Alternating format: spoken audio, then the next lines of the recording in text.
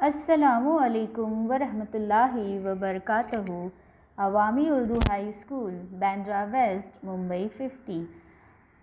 आज का वीडियो जो है बच्चों जमात हश्तुम ता दाहुम के लिए है। मज़मून उर्दू और आज के इस वीडियो का उन्वान है असनाफ़े सुखन, जिसमें नज़्म और नस्र के बारे में हम मालूमात हासिल करेंगे। तो आइए हम चलते हैं असनाफ़े सुखन में नस्र की सिन्फ़ की तरफ। सबसे पहले हम हिस्सा नस्र में देखेंगे कि कौन कौन से असनाफ़ आते हैं जिनके बारे में हमें मालूमात हासिल करनी है।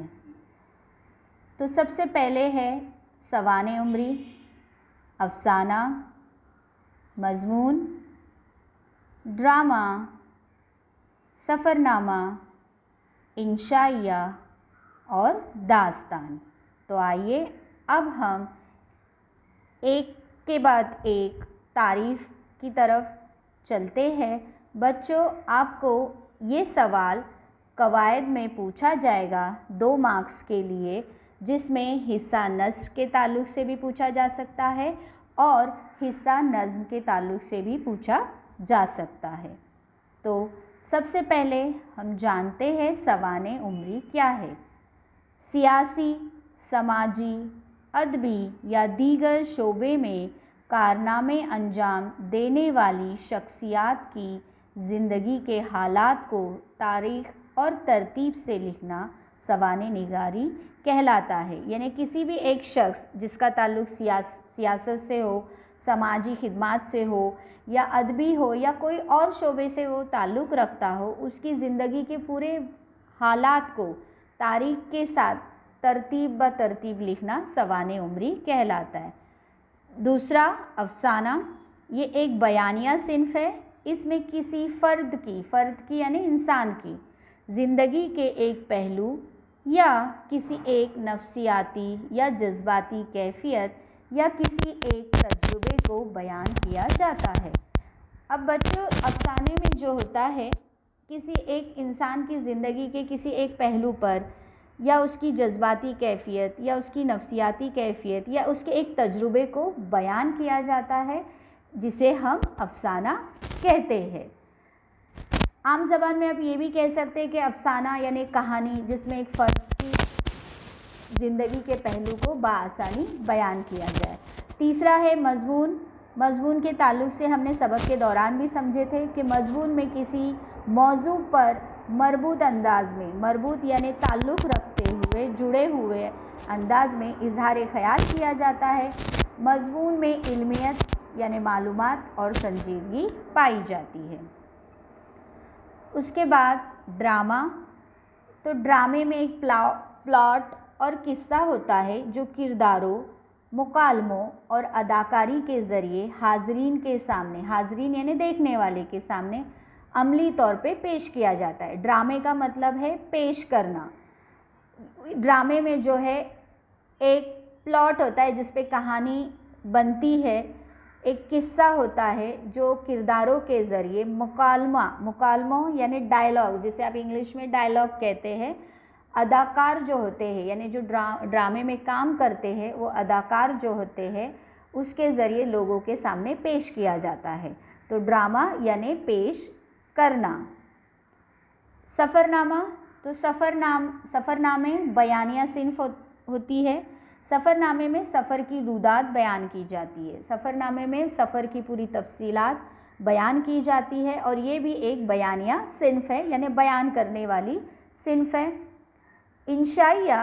अब बच्चों, इंशाइया जो है मज़मून की ही एक किस्म है जिसमें किसी मौजू पर हल्के फुल्के शगुफ्ता अंदाज़ में, शगुफ्ता यानी बेहतरीन अंदाज़ में ख़यालात पेश किए जाते। इंशाइया भी जो है मज़मून की एक सिन्फ़ है जिसमें किसी एक मौजू यानी कोई एक ख़ास उन्वान पर जो है हल्के फुल्के अच्छे अंदाज़ में ख़यालात को पेश किया जाता है। आखिर है दास्तान। तो दास्तान से मुराद तवील किस्से वो कहानियाँ जिसमें एक कहानी में कई छोटी छोटी कहानियाँ शामिल होती है। अब दास्तान से मुराद क्या है? तवील यानी एक बहुत लंबी किस्से और कहानियाँ, और इस किस्से और कहानियों में एक कहानी के साथ छोटी छोटी बहुत सी कहानियाँ होती है। दास्तानों में जो है बच्चों माफ़ौकुल फ़ितरत अनासिर का भी इस्तेमाल होता है। अब माफ़ौकुल फ़ितरत अनासिर से मुराद दास्तान में हमें जिन, देव, परी नज़र आती है। अब हम चलते हैं हिस्सा नज़्म की तरफ, जिसमें हम जानेंगे हम्द, नात, मरसिया, कसीदा, रुबाई, कता और गज़ल के बारे में। इनमें से बहुत सौ के बारे में हमने हमारी पिछले वीडियोस में हम क्या है, रुबाई क्या है, कता क्या है और गज़ल की तारीफ़ देखी थी। हमद से मुराद जिस नज़्म में खुदा की हम्द व सना बयान की जाए उसे हमद कहते हैं। नात जिस नज़्म में हुज़ूर मोहम्मद सल्लल्लाहु अलैहि वसल्लम की तारीफ़ बयान की जाए उसे नात कहते हैं। मरसिया जिस नज़्म में मरहूम की मौत पर अफसोस ज़ाहिर करके इसकी खूबियाँ बयान की जाए उसे मरसिया कहते हैं।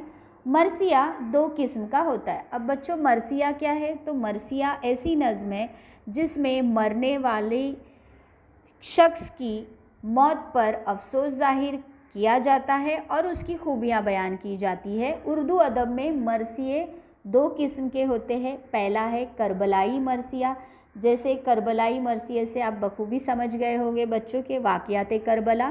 तो ऐसे मरसिए जिसमें करबला के शहीदों का ज़िक्र हो, करबला के शहीदों के वाक़यात का बयान हो, वो करबलाई मरसिया कहलाता है।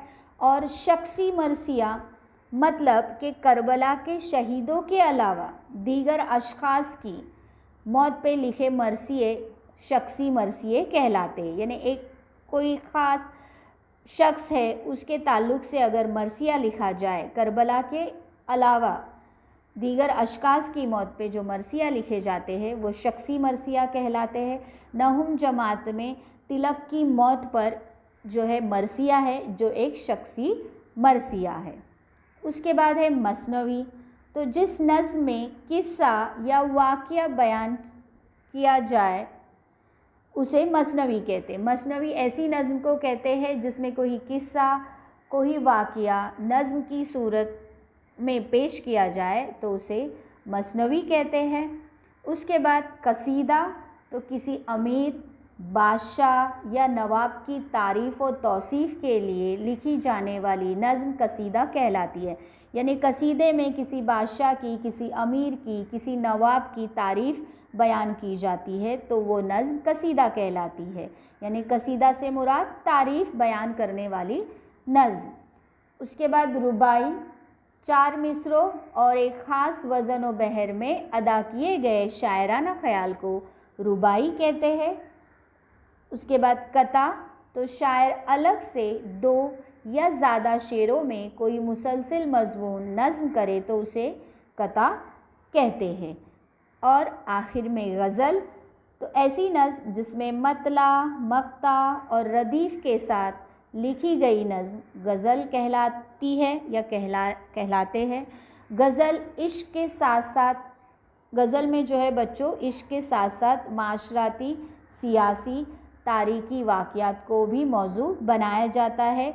गज़ल से मुराद वो सिन्फ़ जिसमें सिन्फ़ नाजुक से बातचीत की जाती है, यानी औरतों से बातचीत करना। गज़ल की तारीफ़ ये भी है कि हिरन को जब तीर लगता है तो तीर लगने पे जो पहली चीख निकलती है वो भी गज़ल कहलाती है। तो दीगर मुख्तलिफ़ शौरा ने मुख्तलिफ़ गज़ल के ताल्लुक़ से तारीफ़ बयान की है, वो तमाम तारीफ़ें सही है।